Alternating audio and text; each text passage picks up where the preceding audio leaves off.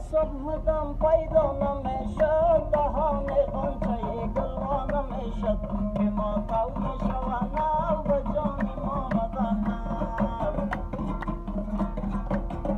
اگر لیلی را میدادند به مجنون کسی در عاشقی رسوا نمیشد که لیلی نامدیم شو و جان نامده